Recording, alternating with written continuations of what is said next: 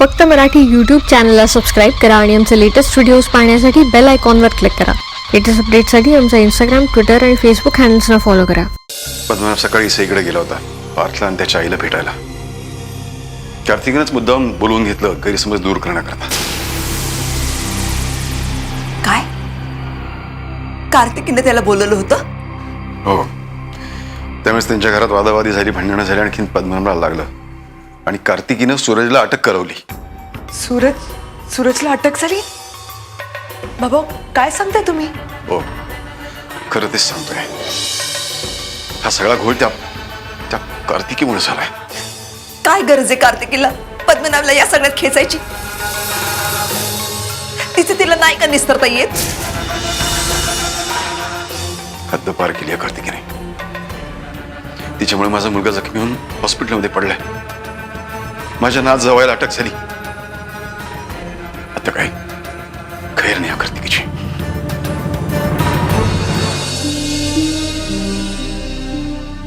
एक मिनिट, इथं पद्मनाभ कुलकर्णी ऍडमिट आहेत.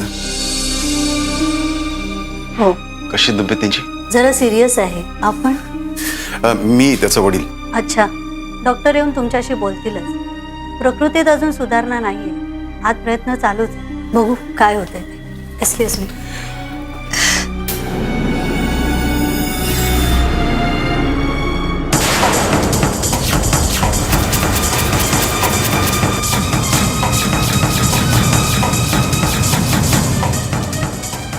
बाबा धीर नका सोडू. असा सगळं काही व्यवस्थित होईल. आई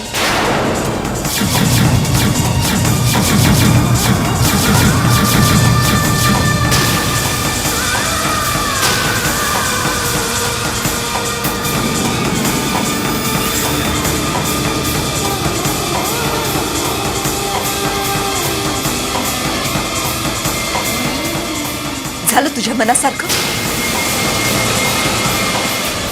अगं किती वेळा तू माझ्या मुलाच्या जीवाशी खेळणारच? मन नाही भरत का तुझं?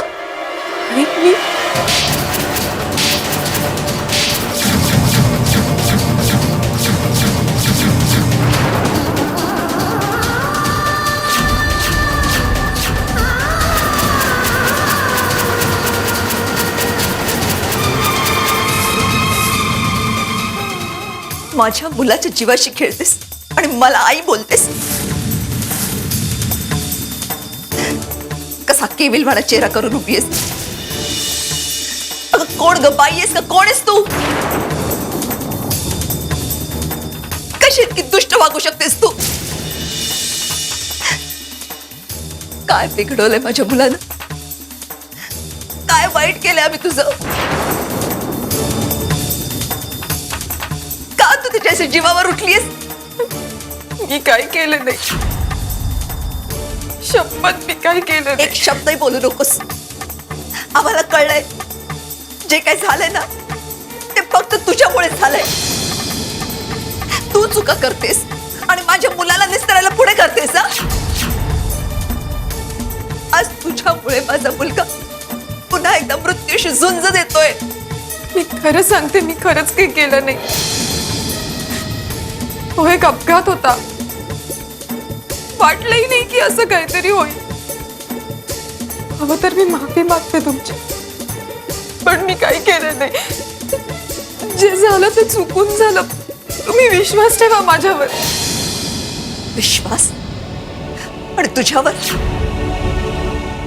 ठेवून पाहिला, खूपदा ठेवून पाहिला.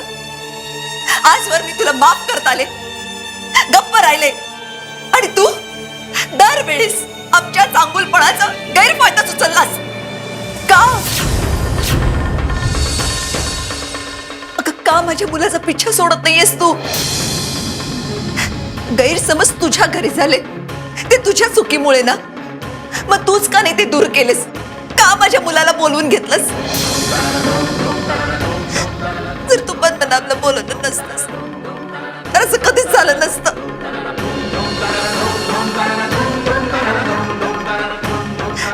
आज त्याची जी अवस्था आहे ना ती फक्त तुझ्यामुळे आहे.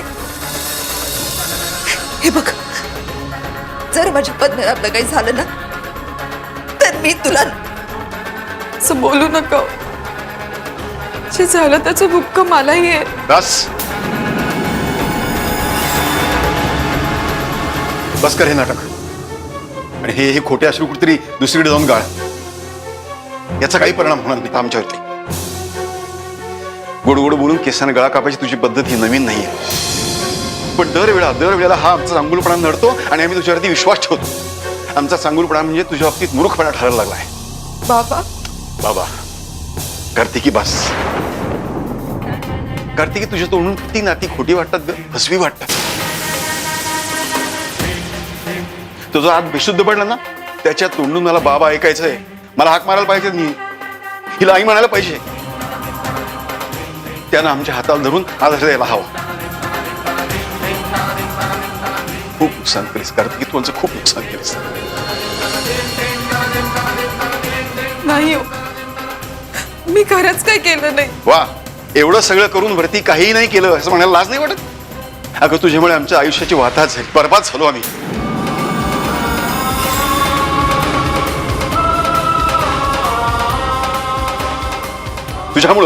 तुझ्यामुळे आमची मुलगी घरातून पळून गेली. आम्हाला न सांगते लग्न केलं. तुझ्यामुळे सतत पद्मनाभला त्रास भोगायला लागला.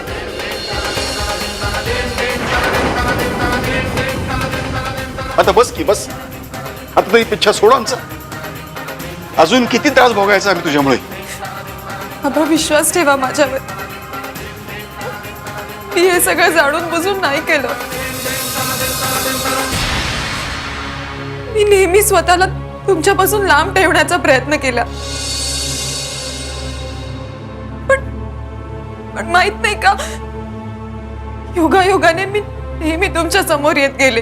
कार्तिकी, मुद्दाम घडवून आणलेल्या गोष्टींना योगायोगाचं नाव देऊ नको. तुला आमच्यावरती सूड उगवायचा होता म्हणून हे तू सगळं करतेय. अगं काहीच कसं वाटत नाही तुला आमच्या आयुष्याचा खेळ करताना?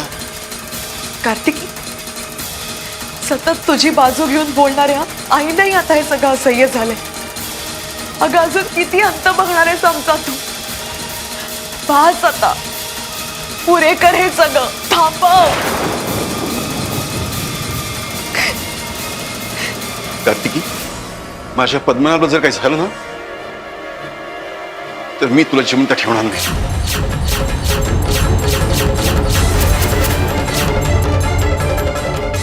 त्यांना काही होणार नाही. सावळा त्यांना काही होऊ देणार नाही. त्या सावळ्याचं नाव घ्यायचाही अधिकार नाहीये तुला. एक लक्षात ठेव कार्तिकी, जर माझ्या पद्मनाभला काही झालं ना, तर तो सावळ्या तुला कधी माफ नाही करणार. शांत बस, शांत.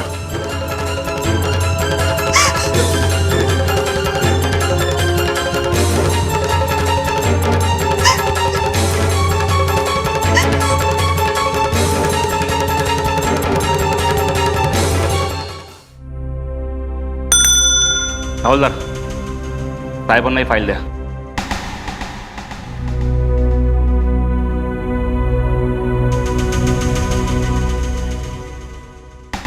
नमस्कार मॅडम. नमस्कार. बसा.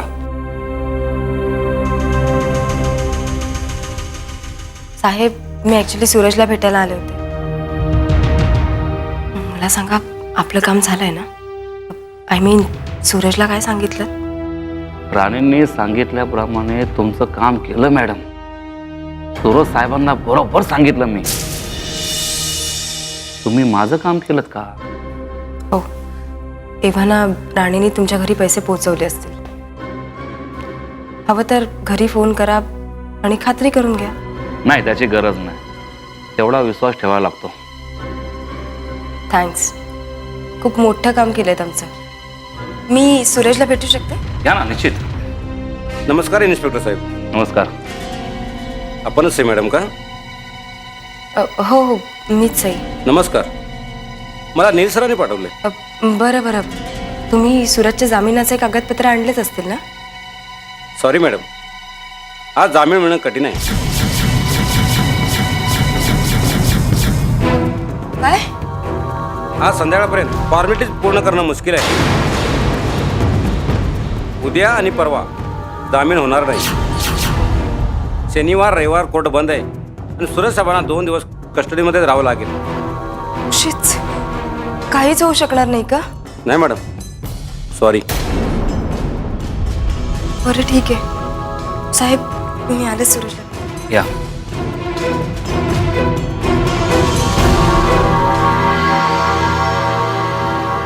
सूरज, सई, सूरज, हे सगळं काय झालं रे? तू इतका कसा हायपर झालास? नुसती वादावादी म्हणता म्हणता हे सगळं काय होऊन बसलं? हो ग सई, मलाही नाही कळलं बघ. पण माझा ताबा सुटला स्वतःवरच. पण पण तुझ्या काकाला इजा व्हावी अशी माझी इच्छा नव्हती. त्याचा राग मला खूप आलेला. सूरज, मी समजू शकते. सई, तुझ्या काकाशी मी असं वागलो आणि तरी तू मला भेटायला आलीस. सूरज, अरे तू इथे असताना मी इथे नाही येणार तर कुठे जाणार? आणि खरं सांगू का, हे बघ, मला माहितीये तू चुकीचा नाहीयेस. तू जे काही वागलास त्याला काही कारणं आहेत आणि ती कारणं योग्य आहेत. हे बघ सूरज, मला माहितीये तू हे सगळं मुद्दाम नाही केलंस, म्हणून मी इथे आले. सूरज, पण पण काय सई? काही नाही रे, एक गोष्ट जरा फील होती, पण ते सगळं जाऊ देत, नको तो विषय. सई, काय झालंय बोल. काही नाही सई, आता सांग काय झालंय ते. सूरज, अरे काय बोलू? एवढं सगळं झाल्यावर सुद्धा कार्तिकी वहिनी पद्मनाभ काका बरोबर हॉस्पिटलमध्ये गेली. तुझी अजिबातच काळजी नाहीये तिला. सूरज, अरे एवढं सगळं हे तिच्यामुळेच झालं आणि तरीही ती. जाऊ दे सई, नको ह्या विषयावर बोलाय. मला खूप राग येतो या गोष्टींचा. त्या कार्तिकी वहिनीला तर मी माफही करणार नाही. पारदादा इथे असताना तर त्याने तिला हाकलून दिलं असतं. सई, तुला माहितीये, तिने माझ्या विरोधात तक्रार केली पोलिसांमध्ये. काय? सूरज, तू हे काय सांगतोयस? हो सई, इन्स्पेक्टर साहेबांनी सांगितलं मला. कार्तिकी वहिनीने त्यांना फोन केला होता. अगं म्हणून तर मला घरातून अटक झाली. काय बाई आहे ती? सूरज, अरे त्यांनी तुला असं करावं? तुला? ते जाऊ देत सई, मला सांग, तू वकिलांना बोलावलंस? जामिनाचं काय झालं? तोच तर प्रॉब्लेम झालाय ना सूरज. एक तर आज शुक्रवार आहे, त्यात फॉर्मॅलिटीज कम्प्लीट होता होता संध्याकाळ होणार, म्हणजे तोपर्यंत कोर्टही बंद होईल. त्यामुळे आता सोमवारीच काहीतरी होऊ शकेल असं वकील साहेब म्हणाले. काय? अगं असं कसं? म्हणजे मी अजून 2 दिवस इथेच राहायचं? सई, तू त्यांना सांग ना काहीतरी प्रयत्न करायला. त्यांना विचारून बघ, आजच्या संध्याकाळपर्यंत काही होऊ शकतंय का? सूरज, अरे सगळे प्रयत्न करून झालेत, काहीच होणं शक्य नाहीये.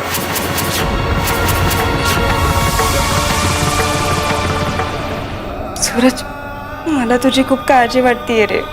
सई, हे बघ, वकील साहेब म्हणालेत ना की 2 दिवस जामीन होणं शक्य नाहीये, तर लेट्स एक्सेप्ट द फॅक्ट. आणि तसंही 2 दिवसांचा प्रश्न आहे. राहीन मी इथे, तू नको काळजी करूस.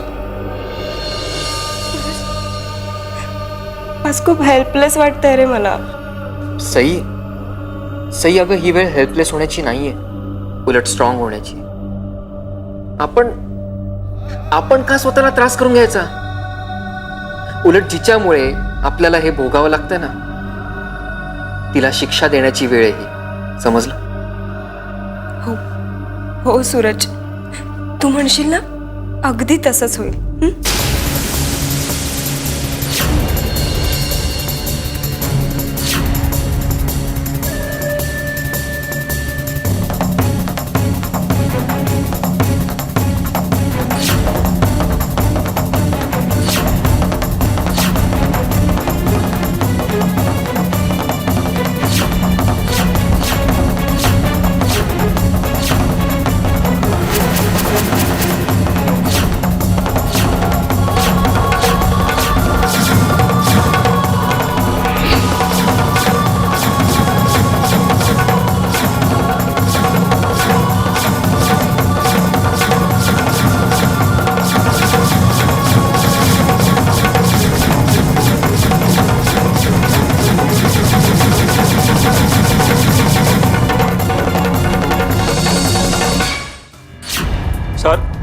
पल्स ही ड्रॉपिंग आणि ECG मध्ये सुद्धा फ्लक्च्युएशन आहे.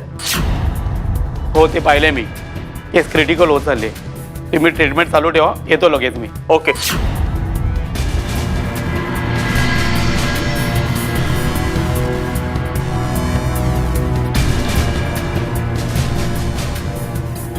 Excuse me. काय झालं, कसं आहे पद्मनाभ? अजून शुद्धीवर आले नाहीत ते.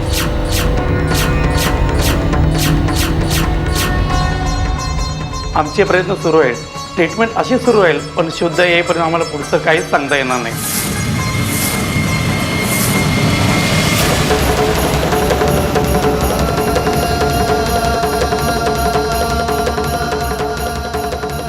नाही म्हणजे पण पद्मनाभ आता स्टेबल झालाय ना, आणि साधारण तो केव्हा शुद्धीवरती येईल काय सांगता येईल? हे बघा, सध्या त्यांना स्टेबल करते आम्ही. BP वगैरे कंट्रोल करते. स्टेबल झाल्यावर 7-8 तासात शुद्ध यायला हरकत नाही. आम्ही शक्य तितके प्रयत्न करतोच आहोत. होईल, सगळं ठीक होईल. Thanks doctor. It's okay.